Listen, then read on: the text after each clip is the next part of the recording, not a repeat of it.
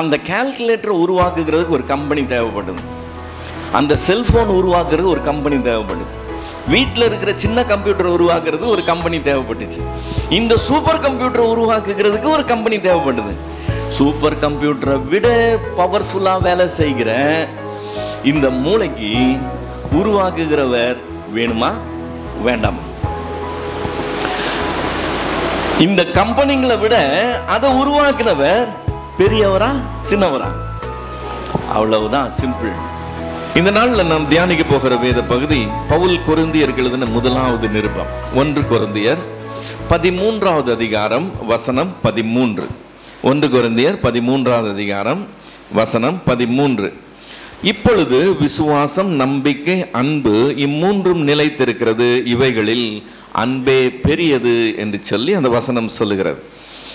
3 காரியங்கள் முக்கியமான காரியங்கள் என்று வேதம் சொல்லுது. அவைகளை நிலைத்திருக்கிற காரியங்கள்னு சொல்லுது. என்ன 3 காரியங்களா? ஒன்று விசுவாசம், இன்னொன்று நம்பிக்கை, மூன்றாவது அன்பு. நிலைத்திருக்கிறதுன்னு சொல்லும்போது ஒரு இடத்துக்கு நம்ம வழி சொல்கிறோம்னு வச்சுக்குவோம். அங்கே அடையாளம் சொல்கிறது, அங்கே ஒரு கார் நிற்கும், அங்கே ஒரு பைக் நிற்கும்னு சொல்ல மாட்டோம். ஏன்னா அந்த காரும் அந்த பைக்கும் அங்கே இருக்குன்னு சொல்ல முடியாது.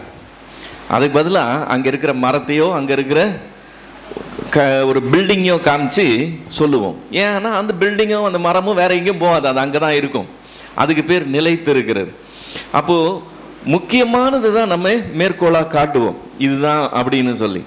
வேதம் சொல்லுது 3 காரியங்கள் முக்கியமான காரியங்களாம். அதில் ஒன்று விசுவாசம். விசுவாசம் என்கிறது நிலைத்திருக்கிற முக்கியமான ஒன்று. வேதாகமத்தை பயன்படுத்துகிற நமக்கு விசுவாசம்னா என்னன்னு தெரியும். நார்மலாக உலகத்தில் விசுவாசம்னா நன்றி விசுவாசத்தை பற்றி பேசுவாங்க. ஆனால் ஆக்சுவலாக நம்ம பைபிள் படி நன்றி விசுவாசத்தை பற்றி பேசுகிறது இந்த வார்த்தை இல்லை. இந்த விசுவாசம் என்கிற வார்த்தை தெய்வ நம்பிக்கையை பற்றின ஒரு வார்த்தை. விசுவாசிக்கிறோம்னு என்ன அர்த்தம்? நாங்கள் தெய்வத்தை நம்புகிறோம் என்று சொல்லி அர்த்தம். இந்த உலகத்தில் அதிகமாய் குறைந்து வருகிற ஒரு காரியம் எதுன்னு சொல்லி பார்த்தோம்னா அந்த தெய்வ நம்பிக்கை வேகமாய் குறைந்து வருது. வேகமாய் வளர்ந்து வருகிறது எது? தெய்வம் இல்லை என்கிற நம்பிக்கை வேகமாய் வளர்ந்து வருது. சொல்லப்போனால் அதிகாரப்பூர்வமாகவே அது வளர்க்கப்படுது. இப்போ ஞாயிற்றுக்கிழமை ஒரு நாள் நம்ம எல்லாரும் கூடி வரும்போது கையில் பைபிள் வச்சு ஆதியிலே தேவன் வானத்தையும் பூமியும் சிருஷ்டித்தார் என்று சொல்லி நம்ம பேசுகிறோம். வாரத்தில் ஒரே ஒரு நாள் ஞாயிற்றுக்கிழமை போய் திங்கக்கிழமை முதல் சனிக்கிழமை வரைக்கும் நம்ம வீட்டு பிள்ளைங்க ஸ்கூலுக்கு காலேஜுக்கு போகிறாங்க. எந்த ஸ்கூல்லையும் எந்த காலேஜ்லேயும் ஆதியிலே தேவன் வானத்தையும் பூமியும் சிருஷ்டித்தார்னு சொல்லி கொடுக்கறது இல்லை. அவங்க என்னன்னு சொல்லி கொடுக்குறாங்க? சர்வமும் தானாக உண்டாயிருச்சுன்னு சொல்லி கொடுக்குறாங்க. தெய்வம்னு சொல்லி ஒன்று இல்லைன்னு சொல்லி கொடுக்குறாங்க. நம்ம ஒரு நாள் தெய்வம் இருக்குன்னு சொல்லி கொடுக்குறோம், 6 நாள் உலகம் தெய்வம் இல்லைன்னு சொல்லி கொடுக்குது. இப்போ படித்து முடித்து வெளியே வரும்போது அவங்க 2த்தையுமே கேட்டிருக்கிறாங்க. தெய்வம் இருக்குன்னு கேட்டிருக்கிறாங்க, தெய்வம் இல்லைன்னு கேட்டிருக்கிறாங்க. எதை அதிகமாக கேட்டிருக்காங்க? தெய்வம் இல்லைங்கிறத 6 மடங்கு அதிகமாக கேட்டிருக்கிறாங்க. நம்ம ஒரு நாள் சொல்லியிருக்கோம், அவங்க 6 நாள் சொல்லியிருக்கிறாங்க. அப்போ மனதில் எது அதிகமாக தங்கி இருக்கும்? தெய்வம் இல்லைங்கிறது தான் அதிகமாக தங்கி இருக்கும். இன்னைக்கு வெவ்வேறு மதங்களில் இருக்கிறவங்க வெவ்வேறு தெய்வ நம்பிக்கை உள்ளவங்களாக இருக்கிறாங்கன்னு நம்ம பார்க்குறோம். ஆனாலும் தெய்வம் இல்லைன்னு நம்புகிறவர்கள் எல்லா மதத்திலையும் இருக்கிறத நம்ம பார்க்க முடியும். பண்டிகை கொண்டாடுவாங்க, கோயிலுக்கு போவாங்க, எல்லா காரியங்களும் செய்வாங்க. ஆனால் உண்மையிலேயே மனதில் அடித்தளத்தில் எல்லாம் ஒரு நம்பிக்கைப்பா அப்படின்னு சொல்லி அது மேலோட்டமான காரியமாக தான் இருக்குமோ இல்லைய, தெய்வம் உண்டுன்னு அடிப்படையாக ஒரு நம்பிக்கை இருக்காது. இது எல்லா மதத்திலையும் பார்க்க முடியும். இப்போ நம்மளுடைய இந்து மதத்தை எடுத்துக்கிட்டோம்னு சொன்னால் தெய்வங்களுக்கு குறைச்சலே கிடையாது. 33 கோடி தெய்வங்கள் இருக்குது. அத்தனை கோடி தெய்வங்கள் இருந்தாலும் அவங்க அந்த தெய்வ வழிபாடு எல்லாத்துலேயும் குடும்பமாக பங்கு பெற்றா கூட அதெல்லாம் ஒரு நம்பிக்கைக்காக செய்கிறோம் அப்படின்னு சொல்லி சும்மா அதை மேலோட்டமாக இருக்கிறத நம்ம பார்க்கிறோம். இதுக்கு பேர் கலாச்சார இந்துக்கள்னு சொன்னோம், அல்லது கலாச்சார கிறிஸ்தவர்களும் இருக்கிறாங்க. சபைக்கு வருவாங்க, காணிக்கை கொடுப்பாங்க, பங்கு பெறுவாங்க, வருவாங்க போவாங்க. ஆனால் தெய்வம் ஒன்று உண்டுன்னு சொல்லி உண்மையாகவே நம்புகிறதுங்கிறது மிக குறைவான காரியமாக இருக்கு. அது அந்த நிலைமை கடைசி வரைக்கும் இருக்கு. அவங்களுக்கு ஒருவேளை தெய்வம்னு ஒருத்தர் இருக்கிறதே ஏற்றுக்கொள்ளுகிறது கொஞ்சம் கஷ்டமாக இருக்கலாம். அது எப்படின்னு புரிந்து கொள்ளுகிறது அவங்களுக்கு என்ன சொல்கிறது கொஞ்சம் மலைப்பாக இருக்கலாம். ஏதோ ஒரு காரணம் அவங்களால ஏற்றுக்கொள்ள முடியல. அவங்க படித்ததெல்லாம் என்ன படிச்சிருக்காங்க, தெய்வம் இல்லைன்னு படிச்சிருக்காங்க. அதனால மனதில் யதார்த்தம் அதுதான்பா. இது என்னது, வாரத்துக்கு ஒரு நாள் வந்து போகிறது, இது ஒரு மனசுக்கு சமாதானத்துக்காக ஒரு நம்பிக்கை, அவ்வளோதான். அது மேலோட்டமாக இருக்கிற காரியமாக இருக்கிறத பார்க்கிறோம். ஆனால் இந்த தெய்வம் ஒருவர் உண்டுன்னு சொல்லி நம்புகிற அந்த விசுவாசம் இருக்குது பார்த்தீங்களா, அந்த விசுவாசம் ரொம்ப முக்கியமான காரியமாக இருக்கா. ஏன் முக்கியமான காரியமாக இருக்குன்னா, எபிரேயர் 11வது அதிகாரம் 6வது வசனம் இப்படி சொல்லுது. எபிரேயர் 11:6, விசுவாசம் இல்லாமல் தேவனுக்கு பிரியமாக இருப்பது கூடாத காரியம் என்று சொல்லியிருக்கு. நம்ம காணிக்கை கொடுக்கறதுனால தேவனுக்கு பிரியமாக இருந்துடலாம்னு நினைக்கலாம். நான் நிறைய கொடுக்கறதுனால தேவன் என் மேலே பிரியமாக இருப்பார், அல்லது தேவனுக்காக அதிகமாய் ஊழியம் செய்கிறதுனால தேவனை பிரியப்படுத்தலாம்னு நினைக்கலாம். நானே அதிகமாய் தேவனுக்காக உழைக்கிறேன், அதனால தேவன் என் மேலே பிரியமாக இருக்கிறாருன்னு.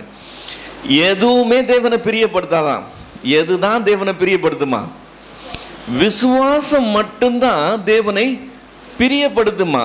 அந்த விசுவாசம் இல்லாமல் தேவனுக்கு பிரியமாக இருப்பது கூடாத காரியமா. அப்படின்னா என்னது அந்த விசுவாசம் என்னன்னு சொல்லியிருக்கு. ஏனென்றால் தேவனிடத்தில் சேருகிறவன் நம்பர் 1 அவர் உண்டு என்று விசுவாசிக்க வேண்டும். தேவனிடத்தில் சேருகிறவன் நம்பர் 1 என்ன செய்யணுமா? அவர் உண்டுன்னு சொல்லி விசுவாசிக்கணுமா. இந்த தேவன் ஒருவர் உண்டுங்கிறது எங்களுக்கு ஒரு எவிடன்ஸோட காமிச்சிருங்க, நாங்கள் அது ஒரு நிரூபணம் பண்ணி எங்களுக்கு காமிச்சிங்கன்னா நல்லா இருக்கும், அப்போ எங்களுக்கு அது நம்புகிறதுக்கு ஏதுவாக இருக்கும்னு நிறைய பேர் சொல்கிறத நம்ம பார்க்க முடியும். பைபிளை நம்ம திறந்து வாசித்தோம்னு வச்சுக்கோங்களேன், பைபிள் தேவன் ஒருவர் உண்டுன்னு சொல்லி நம்மை நம்ப பண்ணுகிறதுக்காக எந்த விதமான வாதத்தையும் வைக்கிறதே கிடையாது. முதல் வார்த்தை என்ன ஆரம்பிக்குது? ஆதியிலே தேவன் வானத்தையும் பூமியும் சிருஷ்டித்தார். அப்படின்னா என்ன அர்த்தம்? ஆரம்பிக்கும் போதே தெய்வம் ஒருவர் இருக்கிறார் என்று சொல்லி தான் ஸ்டார்ட் பண்ணி போயிடுது. தேவன் இருக்கிறாருங்கிறதுக்கு நமக்கு நம்ப பண்ணுற மாதிரி எந்த விதமான ஆர்கியூமெண்ட்லாம் கொடுத்து நம்மளை தாஜா பண்ணுறதே கிடையாது. தேவன் இருக்கிறார், அவ்வளோதான். நீ ஆதியாகமம் 1வது அதிகாரம் 1வது வசனத்தை நம்பலைன்னா மொத்த பைபிளையும் நம்ப வேண்டிய அவசியமே கிடையாது. இங்கே இப்படி இருக்குது அங்கே அப்படி இருக்குன்னு கஷ்டப்பட வேண்டிய அவசியமே கிடையாது. தேவன் ஒருவர் உண்டுன்னு நம்பிட்டா மீதி எல்லாம் வந்துடும். அதை நம்பலைன்னா மீதி எல்லாம் வராது. இப்போ தேவன் ஒருவர் உண்டுன்னு சொல்லி எனக்கு காமிச்சிட்டிங்கன்னா அவங்களுக்கு நோபல் பிரைஸே தரேன்னு ஒருத்தர் சொன்னார். எப்படியா? தேவன் ஒருத்தர் உண்டுன்னு இவருக்கு கரெக்டாக நிரூபணம் பண்ணிட்டா இவர் நோபல் பிரைஸே வாங்கி கொடுத்துருவார். உண்மையில் தேவன் ஒருவர் உண்டுங்கிறத அறிந்து கொள்ளுகிறது பெரிய விண்வெளி விஞ்ஞானம் கிடையாது. அது சிம்பிளாக சாதாரணமான பொது அறிவு. அதுக்கு ஒரு சின்ன கதை சொல்கிறேன். ஒரு பெரிய விஞ்ஞானி ஒருத்தர் ஒரு கிராமத்துக்கு போயிருந்தாராம். அந்த கிராமம் கடலோர கிராமம். அந்த கிராமத்து ஆள் ஒருத்தரோட சேர்ந்து அந்த கடற்கரை ஓரமாக அவர் நடந்து போய்கிட்டு இருந்தாராம். அந்த கிராமத்து மனுஷன் கொஞ்சம் வயசான மனுஷன். இவர் கூட 2 பேரும் பேசிக்கிட்டே நடந்து போகிறாங்க கடலோரமாக. அப்படி நடந்து போகும்போது ஒரு கூழாங்கல் ஒன்று கடந்துதான். கூழாங்கல் எப்படி இருக்கும்? நல்லா மழன்னு மிஷினில் தேய்ச்சது போக நல்லா ஃபஸ்ட் கிளாஸாக ரவுண்டாக இருக்கும். அந்த கூழாங்கல்ல அந்த விஞ்ஞானி கையில் எடுத்து அந்த கிராமத்து மனுஷங்கிட்ட சொன்னாரா, பத்தியாப்பா, இந்த கடல் இந்த கூழாங்கல்ல எப்படி உருவாக்கி இருக்கு பத்தியா? இது சாதாரண கல்லு தான். இந்த சாதாரண கல் இங்கே கிடந்தது. இந்த அலைகள் ஓயாம அது மேல வந்து அடிச்சு அடிச்சு அடிச்சு அடிச்சு அடிச்சு நாள் பட சாதாரண கல்லா இருந்த இது மிஷின்ல ஓட்டி பாலிஷ் பண்ணது போல மலமலன்னு ரவுண்டா ஒரு கூழாங்கல்லாம் உருவாயிருக்கு பத்தியா? எவ்வளவு அதிசயம் பத்தியான்னு காமிச்சாராம். அந்த மனுஷனை அதை கையில வாங்கி பார்த்துட்டு, பரவாயில்லையா, இந்த மாதிரி அந்த அலை செய்துனா பெரிய விஷயம்னு சொல்லி பேசிக்கிட்டே நடந்து போனாங்களாம். கொஞ்சம் தூரம் போனாங்களாம் பாருங்க, கீழே ஒரு செல்போன் கிடந்தது. அந்த செல்போனை அந்த கிராமத்து ஆளு பார்த்துட்டாரு. அவர் டக்குன்னு கையில் எடுத்து சொன்னாரா, ஐயா ஐயா, கடல் அலை செல்போனை கூட உருவாக்கி இருக்குது ஐயான்னு கொடுத்தாராம். இப்போ அவர் சொன்னதை கேட்ட உடனே நமக்கு என்ன வந்துச்சு? நம்மள அறியாம சிரிப்பு வந்தது. ஏன்? கடல் அலை கல்லை கரைத்து கூழாங்கல்லா மாற்றும். ஆனா கடல் அலை ஒரு நாளும் ஒரு செல்போனை உருவாக்காது. இப்போ ஒரு செல்போனை உருவாக்குகிறதுக்கு என்ன தேவை? செல்போன் செய்யற ஒரு கம்பெனி தேவை. அது இல்லாம செல்போன் உருவாகாது. இது பெரிய விஞ்ஞானம் இல்லை, விண்வெளி விஞ்ஞானம் கிடையாது, சாதாரண பொது அறிவு. ஸோ ஒரு பொருள் இருக்குன்னா அந்த பொருள் உருவாக்கப்பட்டிருக்குன்னு சொன்னா உருவாக்கினவர் ஒருத்தர் இருக்கிறார் என்கிறது சிம்பிள், சாதாரணமான ஒரு பொது அறிவு. வீட்டில் கால்குலேட்டர் வச்சிருக்கிறோம்ல, கால்குலேட்டரில் என்ன செய்ய முடியும்? கால்குலேஷன் போட முடியும், அவ்வளவுதான். கால்குலேட்டர் அதுக்கு மேலே ஒன்றும் பிரயோஜனப்படாது. கால்குலேட்டரை டார்ச்சாலாம் யூஸ் பண்ண முடியாது. கால்குலேட்டராக இருக்கும், அவ்வளோதான். இப்போ கால்குலேட்டர் தானாக உருவாச்சா இல்லை கால்குலேட்டரை உருவாக்குன ஒரு கம்பெனி இருக்கா? அதை உருவாக்குன ஒரு கம்பெனி இருக்குது, அது நமக்கு தெரியும். Right, okay. நம்ம அந்த கம்பெனிக்கு போனதில்லை, கம்பெனியை பார்த்ததில்லை, கம்பெனி முதலாளியை பார்த்து நம்ம கை குலுக்குனதில்லை, ஒன்றுமே தெரியாது. கையில் கால்குலேட்டர் இருக்குது அப்படின்னா என்ன அர்த்தம்? அதை உருவாக்குன ஒரு கம்பெனி இருக்குது. பெருசாக சின்னதான்னு கூட நமக்கு தெரியாது, எந்த ஊரில் இருக்குது தெரியாது, ஆனால் நிச்சயமாக ஒரு கம்பெனி இருக்குது. ரைட். இப்போ இந்த கால்குலேட்டர் செய்கிற வேலையெல்லாம் இப்போ நம்ம கையில் இருக்கிற செல்ஃபோன் செய்யுது இல்லையா? செல்ஃபோன் நிறைய வேலை செய்யுது, அதோட சேர்த்து என்னவும் செய்யுது? கால்குலேட் பண்ணவும் செய்யுது. இப்போ கால்குலேட்டரோட செல்ஃபோன் டெக்னாலஜியில் பெருசா இல்லையா? இதை விட பெருசு. அப்போது கால்குலேட்டர் பண்ணுற கம்பெனியோட செல்ஃபோன் பண்ணுற கம்பெனி இது எப்படி உங்களுக்கு தெரியும்? கம்பெனி போய் பார்த்துட்டு வந்தீங்களா? கம்பெனி முதலாளியை பார்த்தீங்களா? இல்லை. நமக்கு பொருளை பார்த்தோன்னே இந்த பொருளை செஞ்சது இந்த மாதிரி கம்பெனியாக இருக்கணும், அந்த பொருளை செஞ்சது இது மாதிரி இருக்க முடியாது, இதை விட நிச்சயமாகவே பெரிய கம்பெனியாக இருக்கணும் அப்படின்னு நமக்கு தெரியுது. ஒரு லேப்டாப் இருக்கு. இப்போ இந்த லேப்டாப்பை இந்த லேப்டாப்பில் நம்மளுடைய செல்ஃபோனில் செய்கிறத விட லேப்டாப்பில் அதிகமாக செய்ய முடியுமா? அதிகமாக வேலை செய்ய முடியும். லேப்டாப்புக்கு கெப்பாசிட்டி அதிகம். இப்போ இந்த செல்ஃபோன் உருவாக்குற கம்பெனியை விட அந்த லேப்டாப்பை உருவாக்குற கம்பெனி நிச்சயமாகவே பெருசுன்னு நமக்கு தெரியும். இது பெரிய விஞ்ஞானம் கிடையாது, சாதாரண பொது அறிவு இல்லையா? இப்போ இந்த கம்ப்யூட்டர் இல்லாமல் சூப்பர் கம்ப்யூட்டர்னு ஒன்று இருக்கு. சூப்பர் கம்ப்யூட்டருங்கிறது ஒரு பெரிய பில்டிங்கில் வச்சிருக்கிற ஒரு கம்ப்யூட்டர். அதில் இருக்கிற சிபியூவே பீரோ மாதிரி நிறைய பீரோ அடுக்கின மாதிரி இருக்கும். அது ஏகப்பட்ட வேலை செய்யும் சூப்பர் கம்ப்யூட்டர். அந்த சூப்பர் கம்ப்யூட்டரை உருவாக்குகிறதுக்கு பல 100 கோடி ரூபாய் செலவு பண்ணி அது ரெடி பண்ணுவாங்க. இப்போ இந்த சூப்பர் கம்ப்யூட்டரை உருவாக்குன பின்னாடி அது வேலை செய்யுது. அது வேலை செய்யும்போது அதுக்கு கரண்ட் தேவைப்படும், அது ஹீட் ஆகும். ஹீட் ஆகிறதுனால அதுக்கு கூலிங் மெக்கானிசம் தேவைப்படும், அதுக்கு மெயின்டெனன்ஸ் தேவைப்படும், அதுக்கு சாஃப்ட்வேர் தேவைப்படும், அதுக்கு ஸ்டாஃப் தேவைப்படும்.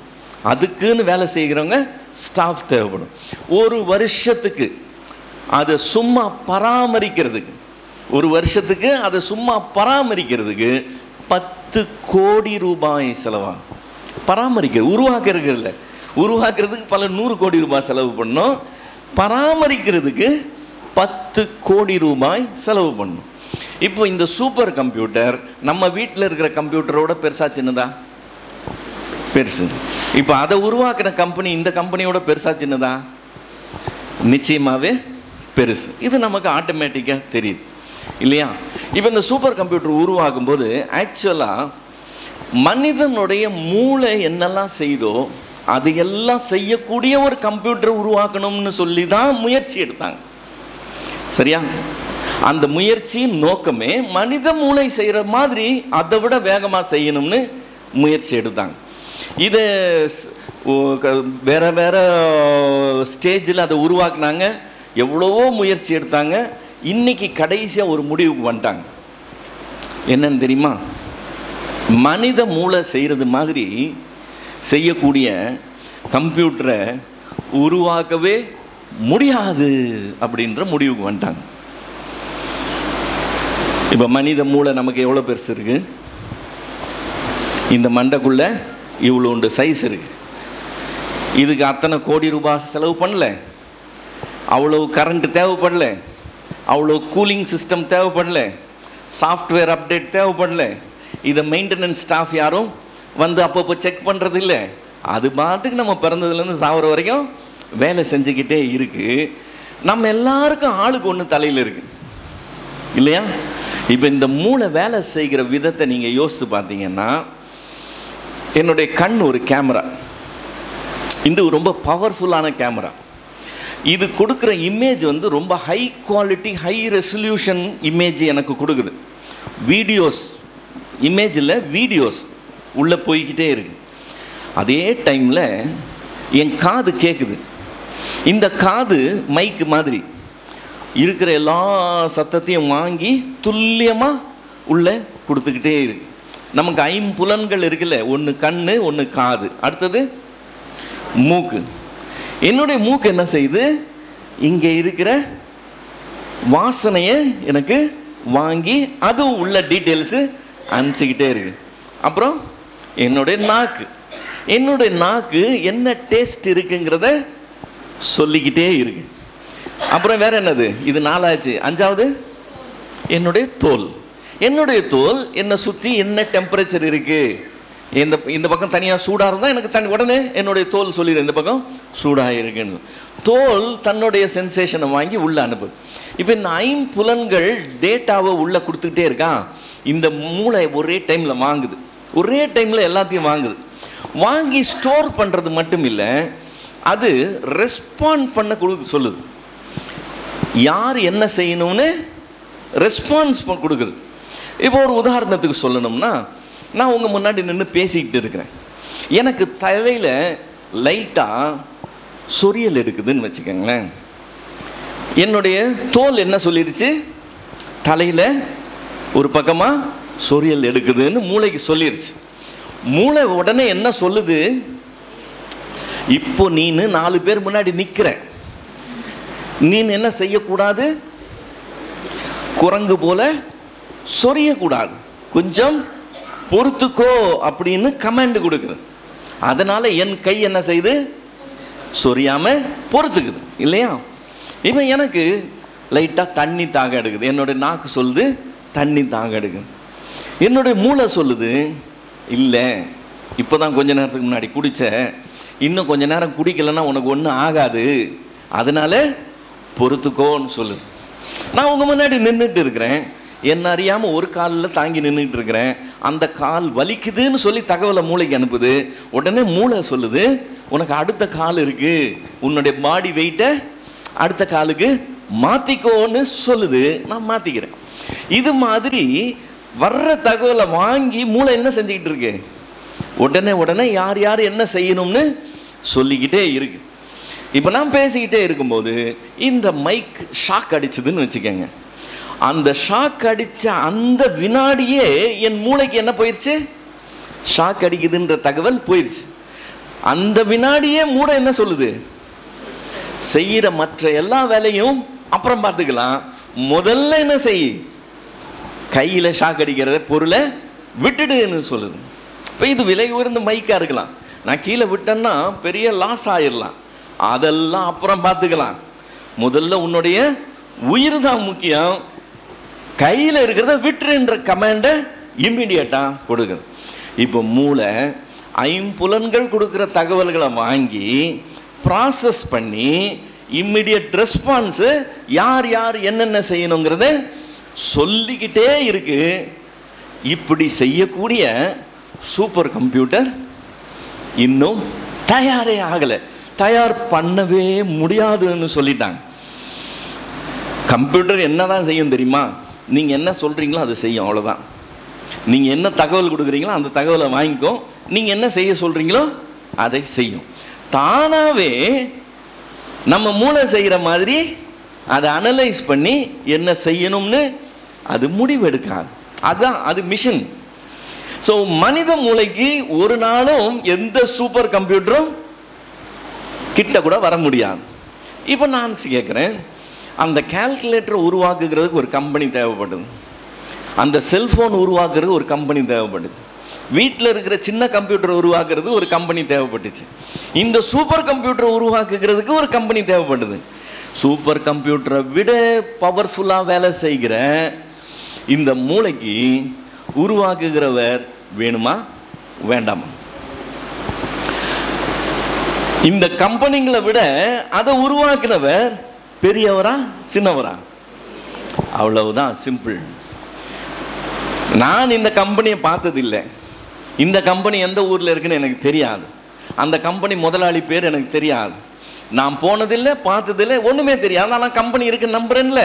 அதே மாதிரி தான் இந்த மூளை இருக்குன்னு, இந்த மூளை இதெல்லாம் செய்யுதுன்றதை பார்த்த உடனே இதை உருவாக்குனவரை நான் பார்த்தது கிடையாது, அவர் எங்கே இருக்கிறாருன்னு எனக்கு தெரியாது, அவர் எப்படி இருப்பாருன்னு எனக்கு தெரியாது.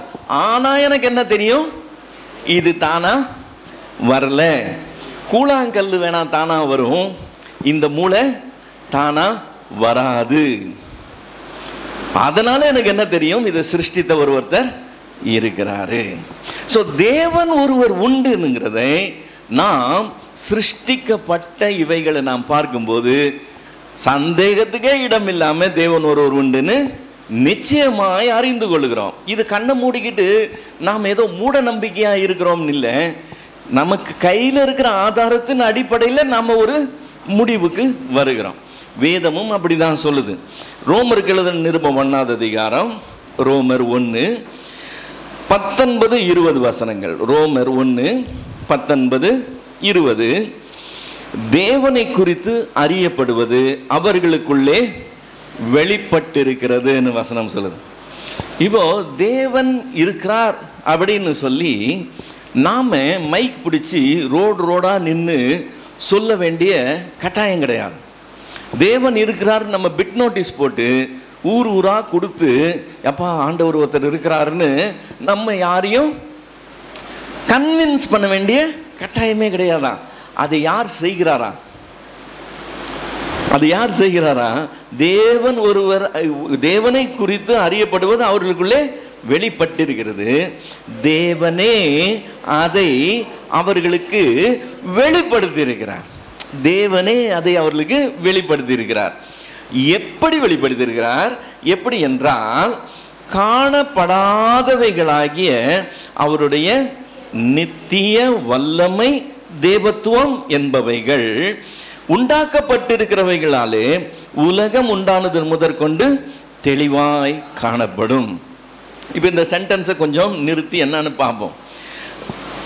2 காரியம் காணப்படாததுன்னு சொல்லியிருக்கு. என்ன 2 காரியம் காணப்படாததா? காணப்படாதவைகளாகிய, அந்த நித்தியத்தை விட்டுருங்க, காணப்படாதவைகளாகிய நம்பர் 1 வல்லமை, நம்பர் 2 தேவத்துவம். சரிங்களா?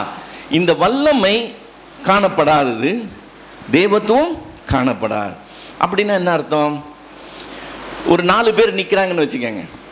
அந்த 4 பேர் மத்தியில் ஒரு திறமையான ஒரு ஆச்சாரி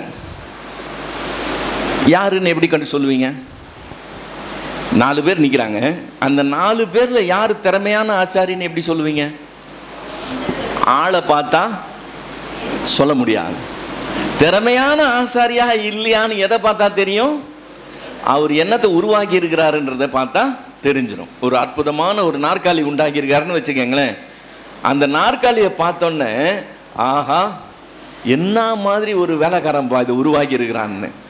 ஆளை பார்த்தா என்ன தெரியாது, அவருக்கு என்ன திறமை இருக்குன்னு தெரியாது. அவர் எதை உருவாக்குனாரோ அதை வச்சு சொல்லலாம்.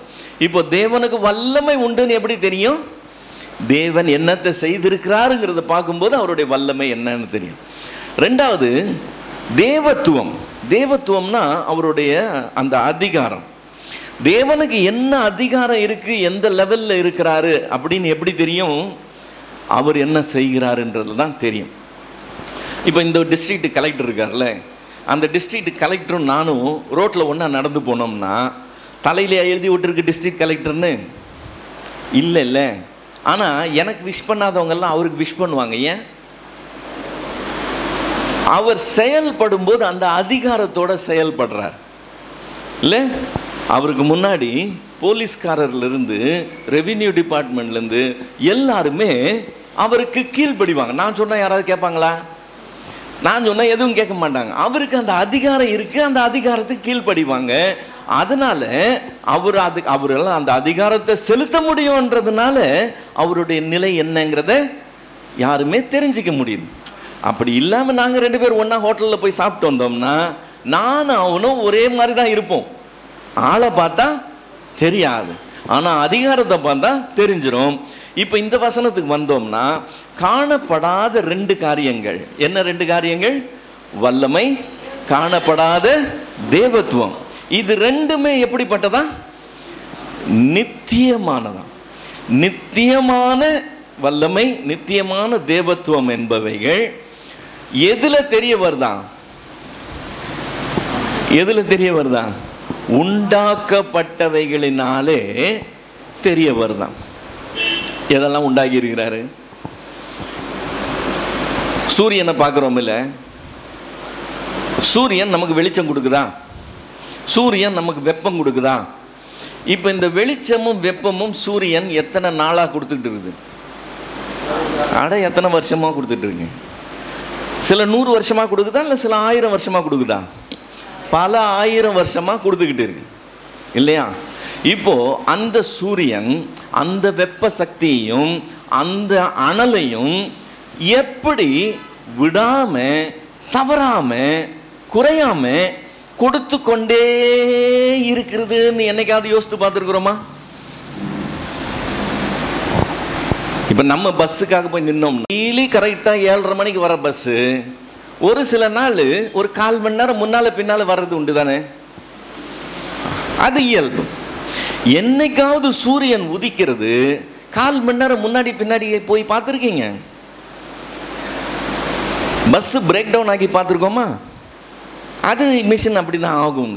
சூரியன் என்னைக்காவது பிரேக் டவுன் ஆகி பார்த்துருக்குறீங்க? 11 மணி வந்தோடனே டப்பு நாங்கள் போய் நின்றுக்கிட்டு ஸ்டக் ஆகி போயிட்டு 11லேருந்து அது தாண்டி போகாமல் அப்புறம் போய் சர்வீஸ் பண்ணி ரெடி பண்ணி அப்புறம் மூவ் பண்ணுற மாதிரி.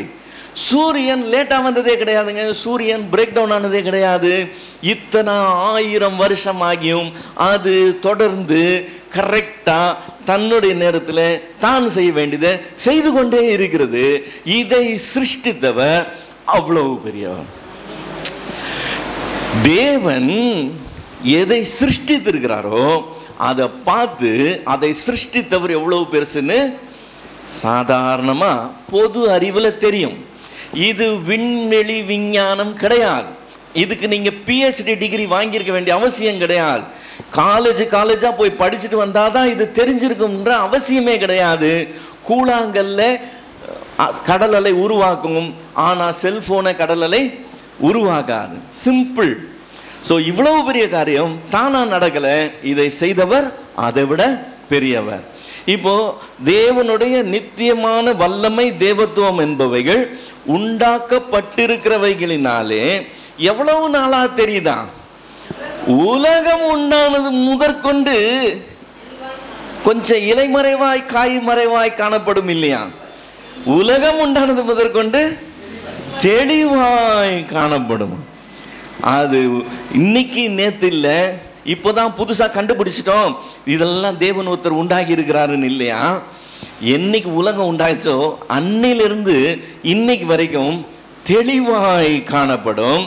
ஆதலால் அவர்கள் போக்கு சொல்ல இடமில்லை. அவர்கள் போக்கு சொல்ல இடம் இல்லைன்னா யாரு? எல்லாரும். யாருமே எனக்கு தெய்வம் ஒருத்தர் இருக்கிறாரா எனக்கு தெரியவே தெரியாதுன்னு யாருமே சொல்லவே முடியாது. இப்ப அந்த வசனத்தை முதல்ல இருந்து வாசிக்கிறேன். தேவனை குறித்து அறியப்படுவது அவர்களுக்குள்ளே வெளிப்பட்டு இருக்கிறது. தேவனே அதை அவர்கள் வெளிப்படுத்தி இருக்கிறார். எப்படி என்றால், காணப்படாதவைகளாகி அவருடைய நித்திய வல்லமை தேவத்துவம் என்பவைகள் உண்டாக்கப்பட்டிருக்கிறவைகளாலே உலகம் உண்டானது முதற்கொண்டு தெளிவாய் காணப்படும். ஆதலால் அவர்கள் போக்கு சொல்ல இடமில்லை. இதே காரியத்தை சங்கீதக்காரன் 19வது சங்கீதம் முதல் 4 வசனத்துல சொல்றதை பார்க்கிறோம். சங்கீதம் 19:1-4 வரைக்கும். வானங்கள் தேவனுடைய மகிமையை வெளிப்படுத்துகிறது, ஆகாய விரிவு அவருடைய கரங்களின் கிரியை அறிவிக்கிறது. பகலுக்கு பகல் வார்த்தைகளை பொழிகிறது, இரவுக்கு இரவு அறிவை தெரிவிக்கிறது. அவைகளுக்கு பேச்சும் இல்லை, வார்த்தையும் இல்லை, அவைகளின் சத்தம் கேட்கப்படுவதும் இல்லை. ஆகிலும் அவைகளின் சத்தம் பூமி எங்கும், அவைகளின் வசனங்கள் பூச்சக்கரத்தின் கடைசி வரைக்கும் செல்லுகிறது. அவைகளில் சூரியனுக்கு ஒரு கூடாரத்தை ஸ்தாபித்தார் என்று சொல்லி. சோ பகலுக்கு பகல் வார்த்தையை பொழிகிறதாம், இரவுக்கு இரவு என்ன செய்தான்? அறிவை தெரிவிக்கிறது. எனக்கு தெரியாதுங்க, அப்படியா அப்படின்னு சொல்லி போக்கு சொல்ல யாருக்குமே இடம் கிடையாது. இப்போ தேவன் ஒருவர் உண்டு. இதை யார் வெளிப்படுத்தி இருக்கிறார்? தேவனே வெளிப்படுத்தி. எப்போத்திலிருந்து வெளிப்படுத்தி இருக்கிறார்? உலகம் உண்டானதிலிருந்து வெளிப்படுத்தி இருக்கிறார். எப்படி வெளிப்படுத்தி இருக்கிறார்? தெளிவாய் வெளிப்படுத்தி இருக்கிறார். அதனால யாருமே போக்கு சொல்ல இடமில்லை. இப்போ இந்த விசுவாசம் இருக்கு பாருங்க, தேவன் ஒருவர் உண்டுன்னு நம்புற நம்பிக்கை வெகுவாய் குறைந்து வந்தாலும் நாம் எல்லாரும் விசுவாசிகள் என்று நம்மை அடையாளப்படுத்திக் கொள்கிறோம். நம்ம எல்லாம் என்ன நம்புறோம்? தேவன் ஒருவர் உண்டுன்னு நம்புகிறோம். இப்போ இந்த தேவன் ஒருவர் உண்டுன்னு நம்ம நம்புகிறோம். ஆனால் நிறைய பேருக்கு அது தெரியாமல் சந்தேகத்தோடு இருக்கிறாங்க. அதனால் அவங்கள விட நம்ம அறிவு ஜீவிகள் என்று சொல்லி நினைத்து கொள்ளக்கூடாது. பத்தியாடா, அவங்களுக்கெல்லாம் தெரியல, எனக்கு தெரியுது. அப்போ அவங்களுக்கு தெரியாததெல்லாம் எனக்கு தெரியுதுன்னா அவங்களோட நான் எவ்வளோ சூப்பர்னு சொல்லி நம்ம நினைத்து கொள்ளக்கூடாது. தேவன் ஒருவர் உண்டுன்னு சொல்லி நினைத்து கொள்ளுகிறது, அதாவது அறிந்து கொள்ளுகிறது அல்லது ஏற்றுக்கொள்ளுகிறது பாராட்டுக்குரிய விஷயம்னு வசனம் சொல்லவே கிடையாது. ஆக்சுவலாக வசனம் என்ன சொல்லுதுன்னா, யாக்கோபு எழுதின நிருபம் 2வது அதிகாரம் 9வது வசனம், யாக்கோபு 2:19 வசனம், யாக்கோபு 2:19, தேவன் ஒருவர் உண்டு என்று விசுவாசிக்கிறாய். நல்லதுதான், ஓகே. நிறைய பேர் விசுவாசிக்கல, நீ விசுவாசிக்கிற, நல்லதுதான். ஆனா என்ன மேட்ரு தெரியுமா? பிசாசுகளும் விசுவாசிக்கின்றன, விசுவாசித்து நடுங்குகின்றன. இப்போ நான் எவ்வளோ பெட்டர்னு சொன்னா, என் பக்கத்தில் இருக்கிற சக விசுவாசி யாரா? பிசாசு. இப்போ நானும் பிசாசும் ஒரே லெவலில் இருக்கிறதுனால எனக்கு என்ன பெருமை, என்ன சந்தோஷம்? ஒன்றும் பெருசாக ஒன்றும் இல்லைல்ல. நான் அவங்களோட பெட்டர் நம்ம நினச்சோம்னா பிசாசு கூட தெரியுமா தேவன் ஒருவர் உண்டு. ஆனால் அந்த வசனம் என்ன சொல்லுச்சு? விசுவாசம் இல்லாமல் தேவனுக்கு பிரியமாக இருப்பது கூடாத காரியம். தேவனிடத்தில் சேருகிறவன் என்னன்னு விசுவாசிக்கணும், அவர் உண்டு என்று விசுவாசிக்கணும். நான் உண்டுன்னு விசுவாசிக்கிறேன், அதனால தேவனுக்கு நான் பிரியமாக இருக்கிறேன்னு நினைத்து கொள்ளக்கூடாது. அந்த வசனத்தின் ஒரு பகுதி தான் நம்ம படித்தோம். அதனுடைய அடுத்த பகுதி என்ன சொல்லுது? எபிரேயர் 11:6, எபிரேயர் 11:6, விசுவாசம் இல்லாமல் தேவனுக்கு பிரியமாயிருப்பது கூடாத காரியம். ஏனென்றால் தேவனிடத்தில் சேருகிறவன் அவர் உண்டு என்று விசுவாசிக்கணும். இது நம்பர் 1. 2வது என்னது? அவர் தம்மை தேடுகிறவர்களுக்கு பலன் அளிக்கிறவர் என்றும் விசுவாசிக்க வேண்டும். தேவன் ஒருவர் உண்டுன்னு விசுவாசிக்கிறது மாத்திரம் விசுவாசம் இல்லை, அதோட சேர்த்து என்னன்னு விசுவாசிக்கணும்? அந்த தேவன் பலன் அளிக்கிற தேவன் என்றும் விசுவாசிக்கணும். இப்போ தேவனை நான் சிருஷ்டிகர்னு சொன்னேன். எந்த சிருஷ்டிப்புக்கு நான் ஒப்பிட்டு சொன்னேன்? கால்குலேட்டர் உருவாக்குறதுக்கு கம்பெனி ஒன்று வேணும், இது செல்ஃபோனை உருவாக்குறதுக்கு கம்பெனி ஒன்று வேணும், கம்ப்யூட்டர் உருவாக்குறதுக்கு கம்பெனி ஒன்று வேணும், பெரிய சூப்பர் கம்ப்யூட்டர் உருவாக்குறதுக்கு கம்பெனி ஒன்று வேணும், நம்முடைய மூளையை உருவாக்குறதுக்கும் தேவன் ஒருவர் உண்டுன்னு சொல்லி சொன்னேன் இல்லையா? இப்போ செல்ஃபோன் நீங்கள் கடையில் போய் காசு கொடுத்து வாங்கிட்டோம், அதை ஒரு கம்பெனிக்காரன் தயாரிச்சிருக்கிறான். அந்த செல்ஃபோனை நான் வாங்கிட்டு வந்து யூஸ் பண்ணுறேன், சார்ஜ் குறைஞ்சிருச்சு. யார் சார்ஜ் போடணும்? அந்த கம்பெனிலேருந்து ஆள் அனுப்பிச்சு டெய்லி எனக்கு அதை சார்ஜ் போட மாட்டாங்க. நான் எத்தனாயிரம் ரூபாய் கொடுத்து வாங்கிட்டு வந்தாலும் என் செல்ஃபோனை யார் தான் சார்ஜ் பண்ணணும்? நான் தான் சார்ஜ் பண்ணணும். என் செல்ஃபோனை நான் சாம்பாருக்குள்ளே போட்டேன்னா யாருக்கு தான் நஷ்டம்? எனக்கு தான் நஷ்டம். சாம்பாரில் போடாமல் ரசத்தில் போடாமல் பத்திரமா பாதுகாக்க வேண்டியது என்னுடைய காரியம். அதுக்கு ஏதாவது ஆகி போச்சுன்னா அதை நான் தான் பார்த்துக்கணும். கம்பெனி இதில் எந்த வகையிலையும் தலையிடாது. தேவன் அப்படி இல்லை. தேவன் நம்மை சிருஷ்டித்துட்டு எப்படியோ கெட்டு போங்கடான்னு விடுறது இல்லையா. அன்றாட நம் வாழ்க்கையில் அவர் தொடர்ந்து இடைப்பட்டு வந்து கடைசியாக என்னவும் செய்கிறாரா? நாம் எப்படி ஜீவிக்கிறோமோ அதுக்கேற்ற மாதிரி பலன் அளிக்கிற தேவனாய் இருக்கிறாரா. தேவன் ஒருவர் உண்டு மட்டும் நம்பி பிரயோஜனம் கிடையாதான். அவர் பலன் அளிக்கிற தேவன் என்றும் நாம் விசுவாசிக்க வேண்டுமா. வெளிப்படுத்தின விசேஷம் 22வது அதிகாரம் 12வது வசனம். வெளிப்படுத்தல் 22:12. இதோ சீக்கிரமாய் வருகிறேன், அவன் அவனுடைய கிரியைகளின்படி அவன் அவனுக்கு நான் அளிக்கும் பலன் என்னோட கூட வருகிறதுன்னு சொல்றார். இப்போ பைபிளை பொறுத்த வரைக்கும் இதை செய்யாத அதை செய்யாதன்னு ஆண்டவர் சொல்றார் இல்லை. கொலை செய்யாதிருப்பாயாக, களவு செய்யாதிருப்பாயாக, இச்சியாதிருப்பாயாக எல்லாம் சொல்றார். இதெல்லாம் எங்களுக்கு ரொம்ப கஷ்டமா இருக்கு, ஆண்டவர் சும்மா நோண்டிக்கிட்டே இருக்காதீங்கன்னு நம்ம சொன்னோம்னா ஆண்டவர் ஃபோர்ஸ் பண்ண மாட்டார். ஃபோர்ஸ் பண்றதுன்னா என்னது? அதாவது நான் இப்போ வந்து ஒரு சேனல் பார்க்கறதுக்கு ட்ரை பண்ணுறேன். ஆண்டவர் நான் அந்த சேனல் பார்க்கக்கூடாதுன்னு சொல்லி அந்த சேனலை வேற சேனலாக மாற்றி விட முடியுமா? முடியாதா? ஆனால் அவர் அப்படி செய்யறது இல்லை. அவர் என்ன செய்கிறார் தெரியுமா? இதுக்கு முந்தின வசனம் என்ன சொல்லுது? 11வது வசனம். அநியாயம் செய்யணும்னு நினைச்சனா இன்னும் அநியாயம் செஞ்சுக்கோன்னு சொல்லுது. வசனமே என்ன சொல்லுது? அநியாயம் செய்யாதேன்னு சொல்ல, அநியாயம் செய்யணும்னு உனக்கு ஆசை இருந்தா அநியாயம் செய்கிறவன் இன்னும் அநியாயம் செய்யட்டும். அசுத்தமா இருக்கணும்னு நினைச்சனா இன்னும் அசுத்தமா இருக்கட்டும்னு வசனம் சொல்லுது. செய்யணும் சொல்லிவிட்டு அடுத்த வசனம் என்ன சொல்லுது? நீ செஞ்சதுக்கு தக்க பலனை அவர் வரும்போது கொண்டு வருகிறார்னு சொல்லிடு. பிரசங்கியின் புஸ்தகம் 11வது அதிகாரம் 9வது வசனம். பிரசங்கி 11:9.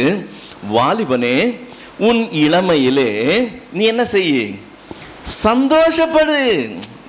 உன்னை நீயே ரொம்ப கண்ட்ரோல் பண்ணி நீ வந்து பரிசுத்தம்னு இருக்கணும்னு நாங்கள் உன்னை கட்டாயப்படுத்தலப்பா. நீ உன் இளமையில் நீ என்ன செய்ய? என்ஜாய், சந்தோஷப்படு. உன் வாலிப நாட்களில் உன் இருதயம் உன்னை கமான் பூரிப்பாகட்டும். உன் நெஞ்சின் வழியில் நடக்கணுமா? நடந்துக்கோ.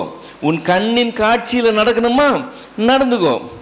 ஆனா ஒண்ணு, இவைகள் எல்லாவற்றின் நிமித்தமும் தேவன் உன்னை நியாயத்திலே கொண்டு வந்து நிறுத்துவார் என்பதை மட்டும் ஞாபகம் வச்சுக்கிட்டு நீ எல்லாத்தையும் செய்யணும் வசனம் சொல்லுது.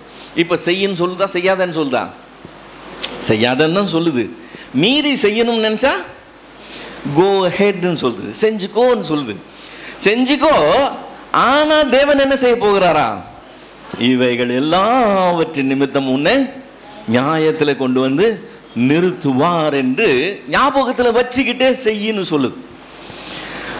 எபிரேயர் எழுதின நிருபம் 4வது அதிகாரம் 13வது வசனத்தில், எபிரேயர் 4:13, அவருடைய பார்வைக்கு மறைவான சிருஷ்டி ஒன்றும் இல்லை, சகலமும் அவருடைய கண்களுக்கு முன்பாக நிர்வாணமாயும் வெளியரங்கமாயும் இருக்கிறது.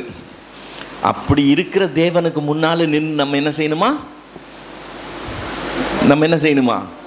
அவருக்கே நாம் கணக்கு ஒப்புவிக்க வேண்டும். இப்போ நீங்க எனக்கு கணக்கு ஒப்புவிக்கணும்னா ஈஸி, நான் உங்களுக்கு கணக்கு ஒப்புவிக்கணும்னா ஈஸி, பாஸ்டர் சபைக்கு கணக்கு ஒப்புவிக்கணும்னா ஈஸி, சபையார் பாஸ்டருக்கு கணக்கு ஒப்புவிக்கணும்னா ஈஸி. ஆனா நாம நமக்கு கணக்கு ஒப்புவிக்க போறது இல்லையா? யாருக்கு கணக்கு ஒப்புவிக்க போகிறோமா? அவருக்கு என்னெல்லாம் தெரியுமா? அவருக்கு சகலமும் தெரியுமா? அவருக்கு மறைவானது ஒண்ணுமே கிடையாதா? அவருக்கு முன்னாடி எல்லாம் வெளியரங்கமும் நிர்வாணமுமா இருக்கான். அவருக்கு தெரியாத இல்லாத இருக்கும்போது அவர் முன்னாடி நின்று நம்ம என்ன பேச போறோம்? பேசுறதுக்கு ஒண்ணுமே இருக்காது. அப்படிப்பட்ட தேவன் முன்னால நிற்க போகிறோம். அவர் பலனளிக்கிறவர்னு தெரிஞ்சு இன்னைக்கு ஜீவிக்கணுமா? விசுவாசம் இல்லாமல் தேவனுக்கு பிரியமாயிருப்பது கூடாத காரியம். ஏனென்றால் தேவன் ஒருவர் உண்டு என்றும் அதே சமயத்தில் அவர் என்ன செய்கிறார்? பலனளிக்கிறவர் என்றும் விசுவாசிக்க வேண்டும். இந்த விசுவாசம் இருக்கு பாருங்க. என்னை படைத்தவர் ஒருத்தர் இருக்கிறாருன்னு எனக்கு தெரியும். ஒரு நாள் அவர் முன்னாடி போய் நான் நிற்க போறேன் என்று தெரியும்னு அந்த விசுவாசத்தோடு இருக்குது பார்த்தீங்களா? அந்த விசுவாசத்தோடு வாழ்ற ஜீவியம் ரொம்ப ரொம்ப ரொம்ப ரொம்ப முக்கியமானது. இதுக்கு பேர் தான் விசுவாசம். தேவன் ஒருவர் இருக்கிறாரு வெறுமனே நம்புறது பேய் கூட நம்பும். அதை பெரிய விசுவாசம் நினைச்சுக்காதீங்க. விசுவாசம்னா என்னது? தேவன் ஒருவர் இருக்கிறார் மட்டும் இல்லை, அவர் பலனளிக்கிறவர் என்றும் விசுவாசிக்கணும். அப்படி விசுவாசிச்சோம்னா நாம பிழைச்சுக்குவோம்னு வசனம் சொல்லுது. அப்படி விசுவாசிச்சோம்னா நாம பிழைத்து கொள்வோம். வசனம் வேதத்துல 4 முறை இந்த வார்த்தை ரிப்பீட் ஆகுது. 4 முறை. முதல் முறையா சொல்லுகிறவன் ஆபகூக் தீர்க்கதரிசி. ஆபகூக் தீர்க்கதரிசன புஸ்தகம் 2வது அதிகாரம் 4வது வசனம். ஆபகூக் 2:4 தன் விசுவாசத்தினால் நீதிமான் பிழைப்பான் என்று எழுதியிருக்கு. இந்த வார்த்தை, இந்த விசுவாசம் இருந்துச்சுன்னா என்னன்னு? தேவன் ஒருவர் உண்டு, அவர் பலன் அளிக்கிறவர்னு விசுவாசிச்சான்னா நீதிமான் என்ன செய்வானா? பிழைத்து கொள்வானா. ரோமருக்கு எழுதின நிருபம் 1வது அதிகாரம் 17வது வசனம். ரோமர் 1:17 பவுல் சொல்லும்போது மறுபடியும் சொல்லுகிறான், தன் விசுவாசத்தினால் நீதிமான் பிழைப்பான். கலாத்தியருக்கு எழுதின நிருபம் 3வது அதிகாரம் 11வது வசனம். கலாத்தியர் 3:11 மறுபடியும் பவுல் சொல்லுகிறான், தன் விசுவாசத்தினால் நீதிமான் பிழைப்பான். எபிரேயருக்கு எழுதின நிருபம் 10வது அதிகாரம் 38வது வசனம். எபிரேயர் 10:38 அங்கேயும் மறுபடியும் சொல்லியிருக்கு, தன் விசுவாசத்தினால் நீதிமான் பிழைப்பான். தன் விசுவாசத்தினால் நீதிமான் பிழைப்பான் என்கிற அந்த வாக்கியத்துக்கு ஆப்போசிட் என்னது? விசுவாசம் இல்லைன்னா நீதிமான் செத்து போவான், அழிந்து போவான். விசுவாசம் இல்லாமல் தேவனுக்கு பிரியமாய் இருப்பது கூடாத காரியம். இந்த விசுவாசம் இருந்ததுன்னா நீதிமான் பிழைத்து கொள்வான். இந்த பிழைத்து கொள்வான் என்கிறத நம்ம சரியா தெரிஞ்சுக்கணும்னா ஒரு கடல் பிரயாணத்தை கற்பனை பண்ணிக்கங்க. கடல் பிரயாணம். கடல் பிரயாணம் ஒரு பக்கத்திலிருந்து இன்னொரு பக்கத்துக்கு போய் சேரணும்னா எது தேவை? கப்பல் அவசியம் இல்லையா? இப்போ கப்பலுக்குள்ள வசதிகள் வேணுமா? நம்ம படுக்கிறதுக்கு, தூங்கிறதுக்கு, நம்ம உட்கார்றதுக்கு, நம்ம நேரம் கழிக்கிறதுக்கு எல்லாத்துக்கும் வசதிகள் வேணுமா? பொருட்கள் எல்லாம் வேணுமா? சாப்பிட்றதுக்கெல்லாம் பொருட்கள் வேணுமா? இல்லை, கப்பலுக்குள்ள இவைகள் எல்லாம் வேணும். டைட்டானிக்னு சொல்லி ஒரு பெரிய கப்பல், அந்த கப்பல் மூழ்கடிக்கவே பட முடியாதுன்னு நம்பப்பட்டு கடல் யாத்திரை துவங்குச்சு. துவங்கின முதல் யாத்திரையிலேயே மூழ்கி போச்சு. மூழ்கடிக்கவே பட முடியாதுன்னு சொன்ன அன்னைக்கு டேட்ல பெரிய கப்பல் யாத்திரையை தொடங்கின முதல் யாத்திரையிலேயே மூழ்கி போச்சு. இப்போ இந்த டைட்டானிக் கப்பலுக்குள்ள பெரிய பெரிய திரையரங்குகளே உண்டு, சகல வசதிகள் உண்டு. இது பேர் ஸ்விம்மிங் பூல் உண்டு, பால் ரூம் உண்டு, இது உண்டு, அது உண்டு, ஏகப்பட்ட வசதிகள் உண்டு. ஆனால் கப்பல் ஓட்ட விழுந்துடுச்சு. கப்பலில் ஓட்ட விழுந்து கப்பல் மூழ்க ஆரம்பிச்ச அப்புறம் அதுக்குள்ள எவ்வளவு பொருள் இருந்தாலும் என்ன பிரயோஜனம்? என்ன பிரயோஜனம்? பரவாயில்ல, கப்பலில் ஓட்ட தானே இருக்குது, எங்களுக்கு இதெல்லாம் இருக்குது, நாங்கள் ஜாலியாக என்ஜாய் பண்ணுவோம்னு யாராவது சொல்ல முடியுமா? பிரயோஜனமே கிடையாது. எல்லாம் இருந்தும் கப்பலில் ஓட்ட விழுந்துச்சுன்னா அவ்வளோதான், நம்ம காலி. அதானே இன்னைக்கு டேட்டில் அந்த டைட்டானிக் மூழ்கி 100 வருஷம் ஆயிடுச்சு. இன்னைக்கு டேட்டில் அந்த டைட்டானிக் மாதிரி பல மடங்கு பெரிய கப்பல்களை மனுஷன் உருவாக்குறான். பல மடங்கு பெருசு, சந்தோஷம். அதில் இருந்ததோட பல மடங்கு இதில் வசதிகள் இருக்கு. எல்லா வசதிகளும் நல்லது, வரவேற்கப்படத்தக்க சந்தோஷமான காரியம். ஆனால் எது முக்கியம்? எது முக்கியம்? கப்பல் முக்கியம். கப்பல்ல ஓட்ட விழுந்துச்சுன்னா கப்பலுக்குள்ள என்ன இருந்தும் பிரயோஜனம் கிடையாது, இல்லையா? ஸோ நம்ம பத்திரமா போய் சேரணும்னா கப்பல் நல்லபடியா இருக்கணும். தன் விசுவாசத்தினால் நீதிமான் பிழைப்பான்னு சொல்லும்போது இந்த விசுவாசத்தை பவுல் கப்பல்னு சொல்லுகிறான், விசுவாச கப்பல்னு சொல்றான். இந்த கப்பல்ல நாம் பிரயாணம் பண்ணோம்னா, இந்த விசுவாசம் கரெக்டா இருந்ததுன்னா நாம் பத்திரமா போய் சேர்ந்துருவோம்.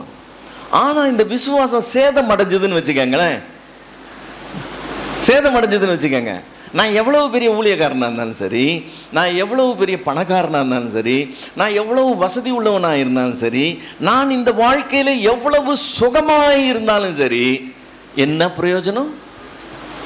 ஒரு பிரயோஜனமும் கிடையாது, இல்லையா? தீமோத்தேயுக்கு எழுதும்போது 1 தீமோத்தேயு 1வது அதிகாரம் 19வது வசனத்தில் அந்த வார்த்தையை சொல்லுகிறதை பார்க்கிறோம். 1 தீமோத்தேயு 1:19, இந்த நல் மனசாட்சியை சிலர் தள்ளிவிட்டு விசுவாசம் ஆகிய கப்பலை சேதப்படுத்தினார்கள் என்று சொல்லுகிறான். ஸோ கப்பலை சேதப்படுத்திட்டாங்கன்னா இவங்க எங்க போய் சேர்றது இல்லை, ஊர் போய் சேர்றது இல்லை. கப்பல் ரொம்ப அவசியம். இப்போ நம்ம அப்போஸ்தலர் கடைசியில் படிக்கும்போது பவுல் கப்பல் சேதத்தில் மாட்டும்போது கப்பலை காப்பாற்றணும்னு மேலே இருந்த சரக்குகள்லாம் தூக்கி கடலில் போட்டாங்களாம். எல்லாத்தையும் போட்டாச்சு, அப்போ கூட கப்பலை கண்ட்ரோல் பண்ண முடியல. அடுத்து என்னத்தை தூக்கி கப்பலை கடலில் போட்டாங்க? கோதுமை, சாப்பிட்றதுக்கு இருந்த கோதுமையை தூக்கி கடலில் போட்டாங்க. கடைசியாக ஒரு முறை சாப்பிட்டு எல்லாத்தையும் காலி பண்ணிட்டாங்க, இனிமேல் சாப்பாடே கிடையாது, எல்லாத்தையும் தூக்கி போட்டாச்சு. எப்படி ஆகிலும் கப்பலை மட்டும் காப்பாற்றணும், கப்பல் இருந்தால் தான் நம்ம போய் சேர முடியும். ஸோ இந்த விசுவாசமாகிய கப்பல் நாம் பிழைக்கிறோமா சாகுறோமாங்கிறத தீர்மானிக்கிற காரியமாக இருக்கு. ஸோ இந்த விசுவாசத்தில் என்ன விழக்கூடாது? ஓட்ட விழுந்துடக்கூடாது. இந்த விசுவாசம்னா என்னது? தேவன் ஒருவர் உண்டு என்றும் அவர் தன்னை தேடுகிறவர்களுக்கு பலன் அளிக்கிறவர் என்றும் விசுவாசிக்க வேண்டும். அப்படி விசுவாசிச்சு ஜீவிச்சோம்னு வச்சுக்கோங்களேன், தேவன் எனக்கு பலன் தருகிறவர்னு சொல்லி நம்மளுடைய வாழ்க்கை வாழுகிற விதமே வித்தியாசமாக இருக்கும். வாழுகிற விதமே வித்தியாசமாக இருக்கும். தேவன் பலன் தருகிறவர். பலன் தர்றதுலாம் என்னது? நான் நல்லது செஞ்சேன்னா நல்லதுக்கு ஏற்ற பலன் கிடைக்கும். அவனவன் கிரியைகளுக்குபடி அவனவனுக்கு அவர் பலன் அளிக்கிறவர் இல்லை, அது கடைசியில் வர்றது. ஆனால் இன்னைக்கு கூட அவர் பலன் அளிக்கிற தேவனாய் இருக்கிறார். அவர் எனக்கு பலன் அளிக்கிறவர்னு வச்சுக்கோங்களேன். இப்போ ஞாயிற்றுக்கிழமை சர்வீஸ் நடக்குது. சர்வீஸுக்கு ஒரு டைம் கொடுக்குறாங்க. எத்தனை மணிக்கு? காலையில் எத்தனை மணிக்கு? ஞாயிற்றுக்கிழமைக்கு 8 மணின்னு அனௌன்ஸ்மெண்ட் கொடுத்துட்டாங்க. அதுதான் டைமிங். 8 மணிக்கு ஆராதனைன்னு சொன்னால் கரெக்டாக 8 மணிக்கு முன்னாடி உள்ளே இருக்கிறவங்களுக்கு ஏதாவது அவார்டு கொடுக்குறாங்களா? ஒன்றும் கொடுக்கறது இல்லை. 8 மணிக்கு வந்தவனுக்கும் 9 மணிக்கு வந்தவனுக்கும் ஒரே மரியாதை தான், இல்லை? ஒன்றும் அவார்டு கொடுக்கல. அல்லது இந்த வருஷம் பூரா இந்த குறிப்பிட்ட சிஸ்டர், இந்த குறிப்பிட்ட பிரதர் ஒவ்வொரு வாரமும் 8 மணிக்குள்ளே வந்திருக்கிறாங்க, 8 மணிக்கு முன்னாடி உள்ளே இருந்தாங்கன்னு சொல்லி யாரும் அவங்களுக்கு சால்வை போத்தி அவங்கள கனம் பண்ணுறது இல்லை. அப்போது ஒழுங்கினமாக இருந்தவங்களுக்கும் ஒழுங்காக இருந்தவங்களுக்கும் எந்த வித்தியாசம் கிடையாது. இப்போ நீங்கள் யோசித்து பாருங்கள், தேவன் எல்லாத்தையும் பார்த்துக்கிட்டே இருக்கிறார். கரெக்டாக டைமுக்கு வந்தவங்கள அவர் கவனிக்கிறார், லேட்டாக வந்தவங்களையும் அவர் கவனிக்கிறார். அவரவர் கிரியைகளுக்கு ஏற்றபடி இங்கே பாஸ்டர் பலன் கொடுக்கல, அல்லது சபை பலன் கொடுக்கல, வந்தால் போதும்னு நினச்சிக்கிச்சு. ஆனால் தேவன் தன்னை கனம் பண்ணுகிறவர்களை என்ன செய்கிறாரா? கனம் பண்ணுகிறார். தன்னை கனஈனம் பண்ணுகிறவர்களை அவர் கனஈனம் பண்ணுகிறார். நம்ம வேணும்னா சால்வை போத்தாம இருக்கலாம், நம்ம வேணும்னா அவார்டு கொடுக்காம இருக்கலாம். ஆனா தேவனை கனம் பண்ணினவர்களை தேவன் என்ன செய்யாம விடுறதில்லை? கனம் பண்ணாம விடுறதில்லை. இப்போ நான் என் செய்கைக்கு கர்த்தர் பலன் அளிக்கிறார்னு சொன்னா, காலையில 8 மணிக்கு உள்ள இருக்கணும்னா யார் பார்க்கிறான்னு நான் அடிச்சு பரண்டு ஓடி வருவேன்? தேவன் பார்க்கிறார்னு அடிச்சு பரண்டு ஓடி வருவேன். பாஸ்டர் பார்க்கிறாருன்னு இல்லை. யார் பார்த்தா என்ன, பார்க்கலன்னா என்ன, தேவன் பார்க்கிறார், நான் அவருக்கு பதில் சொல்லணும்னு சொல்லி அந்த பயம் இருந்ததுன்னு வச்சுக்கோங்க, 8 மணிக்கு வர்றதுக்கு யாரும் எனக்கு கிளம்பிட்டியான்னு சொல்ல வேண்டிய அவசியமே கிடையாது. பைபிள் வாசிக்கிறது எடுத்துக்கங்களேன். ஒரு அரை மணி நேரம் உட்காந்து பைபிள் வாசின்னு சொன்னால் ரொம்ப கஷ்டமான காரியமாக இருக்கு. ஆனால் நான் கர்த்தரை நான் தேடுனேன்னா அதற்குண்டான பலன் அவர் கொடுக்குறாருன்னு சொல்லும்போது, பைபிள் வாசிக்கிறதுக்கு யார் என்ன வாசியான்னு என்ன பின்னாடி இருந்து நோண்ட வேண்டிய அவசியமே கிடையாது. யார் பார்த்தாலும் பார்க்கலனாலும், யார் என்ன அங்கீகரிச்சாலும் அங்கீகரிக்கலனாலும், நான் செய்கிறதெல்லாம் யாருக்காக செய்வேன்? அவர் பலன் அளிக்கிற தேவன் பிரதர், விளையாட்டு இல்லை. எல்லா காரியங்களுக்கும் அவர் பலன் அளிக்கிறார். அப்போ நான் அவருக்கு பயந்து ஜீவிக்கிறவனா இருப்பேன். இதுக்கு பேரு கர்த்தருக்கு பயந்து ஜீவிக்கிறேன். இப்படி பயந்து ஜீவிச்சோன்னு வச்சுக்கோங்களேன், நம்ம தீமையெல்லாம் விட்டு விலகிடுவோமா. நம்ம நார்மலாக என்ன செய்கிறோம்னா மனுஷனுக்கு பயந்து ஜீவிக்கிறோம். பிள்ளைங்க பெற்றோருக்கு பயப்படுறாங்க, நல்ல காரியம். பிள்ளைங்க ஸ்கூலில் ஆசிரியர்களுக்கு பயப்படுறாங்க, நல்ல காரியம். பிள்ளைங்க படித்து முடித்து வேலைக்கு வந்தால் மேலதிகாரிக்கு பயப்படுறாங்க, நல்ல காரியம். சபைக்கு வந்தால் சபைக்கு பயப்படுறாங்க, ஊழியருக்கு பயப்படுறாங்க, நல்ல காரியம். ஆனால் இந்த பயம் எல்லாம் மனுஷனுக்கு பயப்படுகிற பயம். இதெல்லாம் நல்ல காரியம்தான். ஆனால் இது மனுஷனுக்கு பயப்படுற பயம். மனுஷனுக்கு பயப்படுற பயம் என்னத்தை வருவிக்குமா? கண்ணியை வருவிக்கும். எப்படி கண்ணியை வருவிக்கும்? இவன் மனுஷனுக்கு பயப்படுறான், அப்பாவுக்கு பயப்படுறான், அதனால தப்பு செய்ய மாட்டான். யார் முன்னாடி செய்ய மாட்டான்? அப்பா முன்னாடி செய்ய மாட்டான். ஆசிரியருக்கு பயப்படுறான், தப்பு செய்ய மாட்டான், காப்பி கீப்பி அடிக்க மாட்டான். ஏன்? ஆசிரியருக்கு பயப்படுறான். அதுக்காக காப்பியே அடிக்காம இருப்பானா? ஆசிரியருக்கு தெரியாம அது எப்படி செய்யணும்னு செய்வான். அதிகாரிக்கு பயப்படுறான், தப்பே பண்ணாம இருந்துருவானா? அதிகாரி கண்ணில் மண்ணை போட்டு எப்படி தப்பு செய்யணுமோ அப்படி செய்யணும்னு பார்ப்பான். சபைக்கு பயந்து பரிசுத்தமாக இருக்கிறான், அதுக்காக பரிசுத்தமாகவே இருக்கிறான்னு அர்த்தமா? இல்லை. சபைக்கு தெரியாம, யாருக்கிட்டையும் மாட்டிக்காம, யார் கண்ணிலையும் படாம எப்படி செய்யணும்னு பார்த்து செஞ்சுட்டு போய்கிட்டே இருப்பான். இப்போ மனுஷருக்கு பயப்படுறதுனால ஒருத்தனும் பரிசுத்தமான ஆகிறதே இல்லை. அதனால தான் அது கண்ணியை வருவிக்குமா. நீதிமொழிகள் 16வது அதிகாரம் 6வது வசனம், நீதிமொழிகள் 16:6, கிருபையினாலும் சத்தியத்தினாலும் பாவம் நிவிர்த்தியாகும், கர்த்தருக்கு பயப்படுகிறதுனால் மனுஷர் தீமையை விட்டு விலகுவார்கள். தீமையை விட்டு விலகணும்னா என்ன வேணும்? கர்த்தருக்கு பயப்படுகிற பயம் வேண்டும். இந்த பயம் இருந்ததுன்னு வச்சுக்கங்க, தேவன் பலன் அளிக்கிறவர். நான் தப்பி போக முடியாது. என் சிந்தனைகள் யோசனைகளுக்கு கூட அவர் பலன் அளிக்கிறவர். தேவன் சகலத்தையும் நியாயத்தில் கொண்டு வந்து நிறுத்துவார்.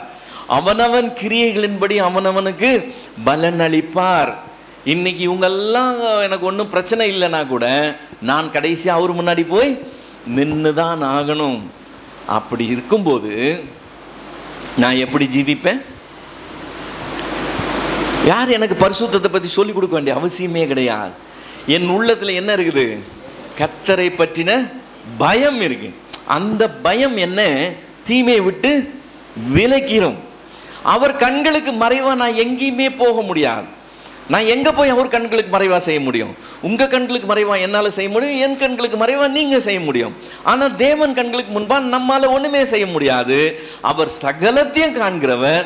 எல்லாம் அவருக்கு முன்பாக வெளியரங்கமா இருக்கு, எல்லாம் நிர்வாணமா இருக்கு. நான் அவருக்கு கணக்கு கொடுக்கணும்னு சொல்லும் போது உடம்புல ஆட்டோமேட்டிக்கா பயம் வந்துடும். விசுவாசம் இல்லாமல் தேவனுக்கு பிரியமாயிருப்பது கூடாத காரியம். ஏனென்றால் தேவனிடத்தில் சேருகிறவன் அவர் உண்டு என்று விசுவாசிக்கணும். அவர் தம்மை தேடுகிறவர்களுக்கு பலன் அளிக்கிறவர் என்று சொல்லி விசுவாசிக்கணும். நம்ம ஆதியாகம புஸ்தகத்தில் யோசேப்புன்னு சொல்லி ஒரு வாலிபனை பார்க்கிறோம். அவன் கூட பிறந்த சகோதரர் அவனை அடிமைத்தனத்துக்கு வித்துட்டாங்க. அடிமைத்தனத்துக்கு வித்து போட்டாக்க அவனுடைய எதிர்காலம் மொத்தமும் சூன்யமாகி போச்சு. அவ்வளவுதான், அவனுக்கு எதிர்காலமே கிடையாது. சாகிற வரைக்கும் அவன் சம்பளமே இல்லாம வேலை செஞ்சுக்கிட்டே இருக்கணும். அந்த நிலைமை அங்க போயாச்சு. அந்த நிலைமையில இருக்கிறான். போன இடத்துல ஒரு சின்ன ஹோப் கிடைச்சிச்சு. என்ன ஹோப்பு? இவன் யாரு விலைக்கு வாங்கிட்டு போனானோ அவன் இவனுக்கு கொஞ்சம் ப்ரொமோஷன் கொடுத்து வீட்டில் மேனேஜர் மாதிரி வச்சுட்டான். வெளியில போய் தோட்டத்தில் வேலை செய்ய விடல, வீட்டுக்குள்ளேயே வச்சு வீட்டில் இருக்கிற மற்ற வேலைக்காரங்களில் வேலை வாங்குகிற ஒரு மேனேஜர் போஸ்ட் கொடுத்துட்டான். இப்போ ஒரு அடிமைக்கு இந்த போஸ்டிங் கிடைச்சது பெரிய விஷயமா, சாதாரண விஷயமா, பெரிய விஷயமா? கிடைக்க முடியாத பெரிய காரியம் இல்லையா? இப்போ கிடைக்க முடியாத பெரிய ஒரு வாய்ப்பு கிடைச்சிருக்கு. அவன் அதை செஞ்சுக்கிட்டு இருக்கிறான். அப்போ பார்த்து அந்த ஓனருடைய மனைவி, போர்த்திபாருடைய மனைவி, இவனை பாவத்துக்கு கூப்பிடுறான். இவன் தேடி போகல, அவள் தான் இவனை பாவத்துக்கு கூப்பிடுறான். இப்போ இந்த பாவத்துக்கு உடன்படுகிறதற்கு யோசேப்பு என்னெல்லாம் ஜால் ஜாப் சொல்லியிருக்க முடியும்னு கொஞ்சம் யோசித்து பாருங்க. என்னுடைய நிலையை நான் என்னுடைய எஜமானுடைய மனைவி பேச்சு கேட்டுதான் ஆகணும். எனக்கு வேற என்ன செய்ய சொல்றீங்க? என் இடத்துல இருந்தேன்னா உங்களுக்கு தெரியும், நீங்க 1000 சொல்லிட்டு போயிருவீங்க. என் இடத்துல யார் இருந்தாலும் அப்படிதான் செய்வாங்க. ஒருவேளை அந்த சமுதாயம் கூட அதை கண்டும் காணாம போகலாம். அந்த நாட்கள்ல அது ஒரு பெரிய காரியமா இல்லாம கூட இருந்திருக்கலாம். இவ்வளவு இருந்தாலும் யோசேப்பு அந்த தப்புக்கு முடியாதுன்னு சொல்றான். அதுக்கு ஒரே ஒரு காரணம் தான் சொன்னான். என்ன காரணம் தெரியுமா?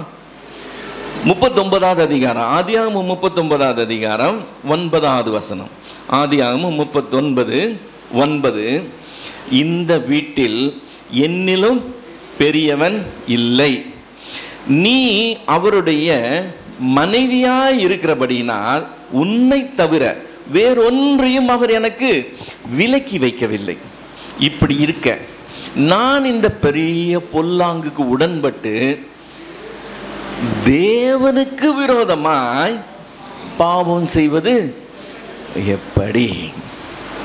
கொஸ்டின் இது ஒன்னே ஒண்ணுதான். தேவனுக்கு விரோதமாய் பாவம் செய்வது எப்படி? சமுதாயத்துக்கு விரோதமாய் இல்லை, போர்த்திபாருக்கு விரோதமாய் இல்லை, என் மனசாட்சிக்கு விரோதமாய் அந்த கதையெல்லாம் இல்லை. யாருக்கு நான் கணக்கு ஒப்புவிக்கணும்? அவருக்கு கணக்கு ஒப்புவிக்கணும். அப்போ நான் அவருக்கு கணக்கு ஒப்புவிக்கணும்னா இன்னைக்கு நான் என்ன செய்யணும்? ஒரு சகோதரன் ஒருத்தர் கான்ட்ராக்ட் தொழில் பண்றவர். அவரும் இந்த செய்தியை எப்பயோ கேட்டிருக்கிறார். நான் இதை பற்றி போதிச்சதை எப்பயோ கேட்டிருக்கிறார். பல வருஷங்கள் கழித்து நான் அவரை பார்க்குறேன். ஏறக்குறைய ஒரு 10 வருஷமாக அது இருக்கும் கழித்து நான் பார்க்குறேன். அவர் அந்த குறிப்பிட்ட டேட்டில் நான் பேசின அந்த வசனத்தை குறிப்பிட்டு சொல்கிறாரு, 10 ரூபாய் வாங்கி அன்னைக்கு நமக்கு அது லாபமாக நம்ம யூஸ் பண்ணிடலாம். பொய் பேசி ஒரு 10 ரூபாய் சம்பாதிக்கிறது ஈஸி. உண்மை பேசி 1 ரூபாய் கொடுக்குறான்னா கூட கொடுக்க மாட்டான். பொய் பேசினா 10 ரூபாய் சந்தோஷமாக கொடுப்பான். அப்போ இந்த உலகத்தில் நான் பிழைக்க தெரியணும்னா உலகத்துக்கு ஏற்ற மாதிரி வாழ்ந்து நான் 10 ரூபா சம்பாதிச்சிடலாம். சம்பாதிச்சது அன்னைக்கே காலி ஆயிரும். நான் பொய் சொல்லி 10 ரூபா சம்பாதிச்சதை மறந்துடுவேன். ஆனால் அந்த டேட்டு போட்டு, அந்த டைம் போட்டு, அந்த பொய்யை போட்டு, அந்த பொய்யை வச்சு 10 ரூபா சம்பாதிச்சேன்னு அக்கௌண்ட்ல யார் எழுதியிருக்கிறா? தேவன் எழுதியிருக்கிறார். தேவன் முன்னாடி போய் நிற்கும் போது, லெட்ஜரை ஓபன் பண்ணும்போது, அந்த டேட்ல அந்த பொய் சொல்லி அந்த பணத்தை சம்பாதிச்சியேன்னு கேட்கும்போது நான் என்ன பதில் சொல்லுவேன்னு நான் சொல்லியிருந்தேன் அன்னைக்கு. தேவனுக்கு பயந்து ஜீவிச்சா மனுஷன் தீமை விட்டு விலகுவான்னு அன்னைக்கு போதிச்சேன். அவர் அதை கேட்டிருக்கிறாரு. 10 வருஷம் கழிச்சு நான் அவரை பார்க்குறேன். செய்கிற தொழில் என்னது? கான்ட்ராக்டர் தொழில். அவர் சொல்றாரு, அந்த வார்த்தை என் காதுல ரீங்காரம் இட்டுக்கிட்டே இருக்கு பிரதர், ரீங்காரம் இட்டுக்கிட்டே இருக்கு. அநியாயமா சம்பாதிக்க வாயே வரமாட்டேங்குது. ஐயோ ஆண்டவருக்கு என்ன பதில் சொல்லுவேன், ஐயோ ஆண்டவருக்கு என்ன பதில் சொல்வேன். வேணாம் வேணாம், அந்த 10 ரூபா இல்லாமலே நான் இருந்துக்கிறேன்னு சொல்றதுக்கு மனசு சொல்லுது. அன்னைக்கு அந்த கேட்ட வார்த்தை என் வாழ்க்கையை மாத்திருச்சுன்னு சொன்னார். அதுக்கு பேரு தான் என்னது? தேவனுக்கு பயப்படுகிறதுனால் மனுஷர் தீமையை விட்டு விலகுகிறது, விசுவாசத்தினால் நீதிமான் பிழைத்துக் கொள்ளுகிறது. அந்த விசுவாசம் என்னது? தேவன் ஒருவர் உண்டு என்றும் அவர் பலன் அளிக்கிற தேவன் என்றும் நம்பி அந்த விசுவாசத்தின் அடிப்படையில் ஜீவிக்கிறது. இப்போ நாம் எல்லாரும் தேவன் ஒருவர் உண்டுன்னு சொல்லி விசுவாசிக்கிறவர்களா இருக்கலாம். ஆனால் தேவன் என் கிரியைகளுக்கு பலன் அளிக்கிறவர் என்று சொல்லி நாம் விசுவாசித்தோம்னா நாம் வாழுகிற இந்த விசுவாச ஓட்டத்தின் தரம் இருக்கு பார்த்தீங்களா, அந்த தரமே வித்தியாசமாக இருக்கும். இன்னைக்கு வேதம் சொல்லுது, நிலைத்திருக்கிற காரியங்களில் நம்பர் 1 என்னது? விசுவாசம். அது ஏன் முக்கியமானது? விசுவாசம் இல்லாமல் தேவனுக்கு பிரியமாவே இருக்க முடியாது. அந்த விசுவாசம் தேவனுக்கு பிசாசுக்கு இருந்தோம், அவன் ஏன் தேவனுக்கு முன்பா பிரியமா இல்லை? அவன் தேவன் ஒருவர் உண்டுன்னு மட்டும்தான் விசுவாசிக்கிறான். அவர் பலன் அளிக்கிறார்ன்றதை பற்றி அவன் கவலைப்படுறதே கிடையாது. அப்போ நான் பிரியமா இருக்கணும்னா என்னுடைய விசுவாசம் எதை சேர்த்ததா இருக்கணும்? தேவன் ஒருவர் உண்டுன்றது மட்டும் இல்லை, அது காமன் சென்ஸ். அதோட சேர்த்து நான் என்னன்னு விசுவாசிக்கணும்? அவர் எனக்கு பலன் அளிக்கிறவர். பொழுது விடியுது, பொழுது போகுது. நம்ம அந்த பொழுது விடிஞ்சு பொழுது போகிறதுக்குள்ள நம்மளுடைய வேலையில் ஒரு ரவுண்டு வந்துடுறோம். நாம் மறந்துடுவோம் என்ன யோசித்தோம், என்ன பேசணும், என்ன செஞ்சோங்கிறத நாம் மறந்துடுவோம். யார் கவனிக்கிறா? தேவன் கவனிக்கிறார். தேவன் அவைகள் எல்லாவற்றையும் என்ன செய்கிறார்? நியாயத்திலே கொண்டு வந்து நிறுத்துகிறார். இதை எப்பவுமே கவனத்தில் கொண்டு நாம் என்ன சிந்திக்கிறோம்னு தேவனுக்கு பயந்து செய்யணும், என்ன பேசுகிறோம்னு தேவனுக்கு பயந்து செய்யணும், என்ன செய்கிறோம்னு தேவனுக்கு பயந்து செய்யணும். அப்படி செய்கிறவர்களாக இருந்தால் நாம் தீமையை விட்டு விலகி விசுவாசத்தினால பிழைக்கிற நீதிமான்களாக இருப்போம். கண்களை மூடி ஆண்டவரை நோக்கி பார்க்கலாமா?